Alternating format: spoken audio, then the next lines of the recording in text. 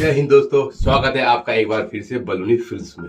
मैं मनोज बलूनी इस बार लेकर आया हूं आपके लिए केदारनाथ का बहुत ही शानदार वीडियो। आप जो है वहाँ के बारे में आपको पता चलेगा कि घोड़ों का किराया क्या है, पालकी का किराया क्या है और जो है हवाई जहाज का किराया क्या है, आप कितने समय में आ जा सकते हैं। तो बहुत बड़े बड़े मूवमेंट हमारे यहाँ पे हुए हैं।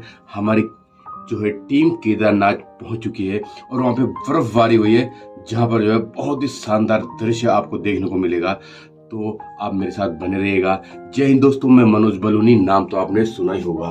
मैं दिमाग में नहीं, जुबान पे आता हूँ और दिल पे छा जाता हूँ। तो आप दिल पे छाए मत रखना, सबको कह देना कि आपके दिल में मनोज बलूनी रहता है।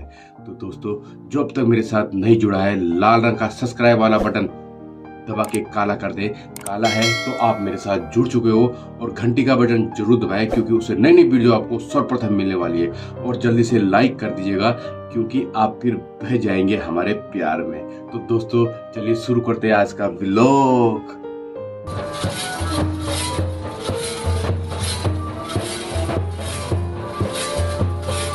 तो दोस्तों, मैं आपको इस वीडियो के माध्यम से केदारनाथ का इतिहास भी आपको सुनवाऊंगा और लाइन में आप कैसे बच सकते हैं 4 से 5 घंटा, और जो है टीका लगाने के कितने पैसे पड़ते हैं ये भी आपको मैं इसी वीडियो में बतलाने वाला हूं। तो सबसे पहले जाएंगे हम केदारनाथ से हरसिल। हरसिल में आप पहुंचेंगे। अगर जो आप हेलीपैड से जाना चाहते हैं तो 2500 रुपये एक तरफ किराया आपको लगता है। आप चाहो तो 10 या 15 मिनट में आप वहाँ पहुँच जाते हो। और आने जाने का किराया इस समय 2022 में जो है यहाँ 5000 रुपये आना जाना हुआ है। तो हरसिल में तो आप हेलीपैड में बैठ के चले जाएंगे। और आप अपनी गाड़ी या किराए या पैदल से आना चाहते हो तो हरसिल से आप सीतापुर आएंगे। सीतापुर से सोनप्रयाग प्राइवेट गाड़ी से आएंगे। सोनप्रयाग से गौरी कुंड में गर्म पानी है। गर्म पानी का कुंड में सब जगह आपको ठंडा पानी मिलेगा, लेकिन वहाँ पे आप गर्म पानी से नहा सकते हैं, धो सकते हैं, सब कुछ अब फ्रेश तरोताज़ा हो सकते हैं। तो हम घोड़ा का किराया आपको बता दें। घोड़ा का किराया एक तरफ का 2700 रुपये है, जो कि लगभग 5 घंटे में आपको पहुंचा देता है, घोड़ा या खच्चर। तो दूसरा है पालिका। पालिका के माध्यम से आप जाएंगे तो 10,000 रुपये किराया है और पैदल फिर 21 किलोमीटर है। आप अपनी क्षमता के अनुसार आ जा सकते हैं दोस्तों। तो जो है ये जो टेंट आप देख रहे हैं, ये टेंट जो है हमारे या तुम्हारे लिए नहीं है, यहाँ पे स्टाफ के लोगों के लिए, दुकानदारों के लिए, जो यहाँ पे कार्यरत हैं उनके लिए टेंट है। तो यहाँ पे आप बीच बीच में खाना भी खा सकते हैं। खाने की थाली 150 रुपये थाली है। और अगर जो आप एक पराठा खाने चाहेंगे तो 60 रुपये का एक पराठा है, आपको यहाँ पर मिल जाएगा। तो दोस्तों, मैं आपको बताता हूँ केदारनाथ की कहानी। देश के 12 ज्योतिर्लिंगों में केदार धाम सबसे ज्यादा ऊंचाई पर बसा है।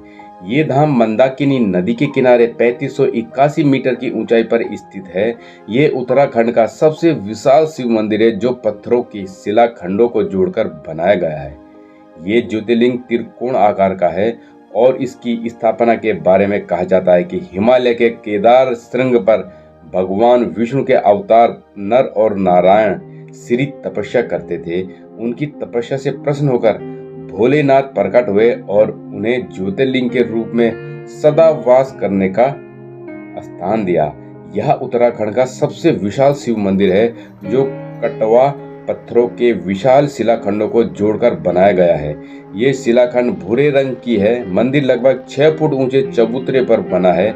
इसका गर्भगृह प्राचीन है, जिसे 80वीं शताब्दी के लगभग में माना जाता है। केदारनाथ और मंदिर तीनों तरफ से पहाड़ों से घिरा है। एक तरफ से करीब 22,000 फुट ऊंचा केदारनाथ है, दूसरी तरफ है 21,600 फुट ऊंचा खच्च कुंड और तीसरी तरफ है 22,700 फुट ऊंचा भरत कुंड।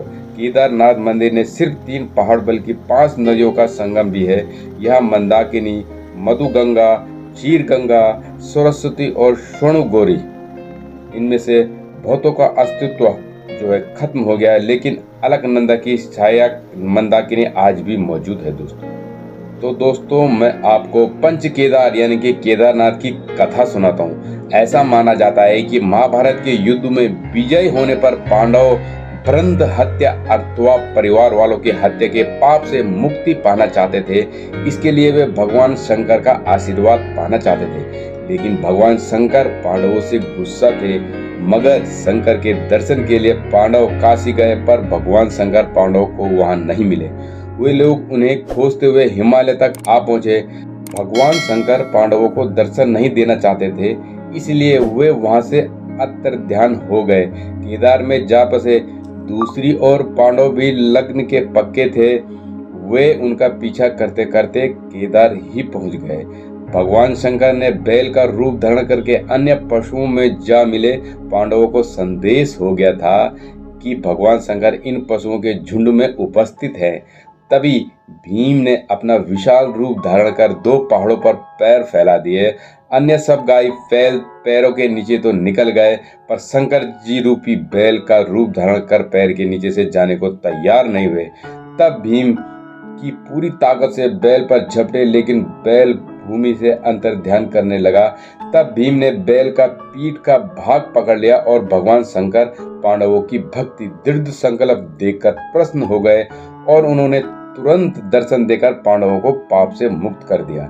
उसी समय से भगवान शंकर बैल की पीठ की आकृति पिंड के रूप में केदार धाम की पूजा जाते हैं दोस्तों। तो यहाँ पे आपको मिलेगा जो है, यहाँ पे मूर्तियाँ, दीवारों पे उभरी हुई मूर्तियाँ हैं पांडवों की और द्रौपदी की, और साथ में है शिवलिंग बहुत बड़ा। तो आपको कहानी पसंद आए तो लाइक शेयर सब्सक्राइब जरूर करना दोस्तों। कमेंट भी जरूर कीजिएगा दोस्तों कि आपको हमारी मेहनत, हमारी लगन कैसी लगी, क्योंकि आपके ही कमेंट होते जो हमारे दिल में समा जाते हैं। तो दोस्तों, इस जगह पे आकर कुछ ऐसा महसूस होता है कि जो कई आंखें सपना लेके आती है और दिल में समाये उस सपनों को पूरा करने के लिए यहाँ पर पहुँच जाते हैं, तो वो सपने अवश्य पूर्ण होते हैं। यहाँ अगर ऐसा लगता है मानो किसी जन्नत में हम पहुँच गए हों और सब कुछ भूलकर आंखें सिर्फ महाकाल के दर्शन पाने को ललायित होती है। तो बस यही वो एहसास होता है, और साथ में ये बर्फबारी हो रही हो तो मानो ऐसा लगता है कि हमारे जन्मों जन्मों का सपना जो है आज वाकई में पूर्ण हो गया है। तो आपकी भी मनोकामना पूर्ण हो। आप भी कोई मनोकामना रखते हैं तो यहाँ पर जरूर आइएगा और सिर्फ भोलेनाथ के दर्शन करने के लिए जो है जी जान लगा दीजिएगा। और यहाँ के आपको इतना सुकून मिलने वाला है कि बस हम जो है कह नहीं सकते, बोल नहीं सकते। और यहाँ पे बोलने के लिए नंदी बाबा का गाने हैं ना, आप बोलते जाइए, ये सुनते रहेंगे, कभी भी उफ आह और पकेंगे नहीं दोस्तों। तो जो है मैं यहाँ पे बता दूं, अगर जो आप लाइन में खड़ा नहीं होना चाहते हैं, यहाँ से जो है आप जल्दी पहुँचना चाहते हैं महाराज जी के दर्शन करने के लिए, तो पंडित लोग खुद आपके सामने आएंगे और कहेंगे एक आदमी का 200 रुपये लगेगा। और अगर जो आप जल्दी दर्शन करना चाहते हैं तो 2-3 घंटे आपके बच जाएंगे, अगर जो आप 200 रुपये खर्च करना चाहते हो। और यहाँ पे अगर जो आप टीका लगवाना चाहते हो तो यहाँ पे जो है आपको टीका भी लगेगा। टीका भी अलग अलग रेट के हैं, बहुत सारे बैठे हैं, कुछ औरतें हैं यहाँ पे, कुछ साधु सन्यासी हैं यहाँ पे, जो है कोई 10 रुपये लेता है, कोई 100 रुपये लेता है, कोई 50 रुपये लेता है, कोई 151 रुपये रहता है।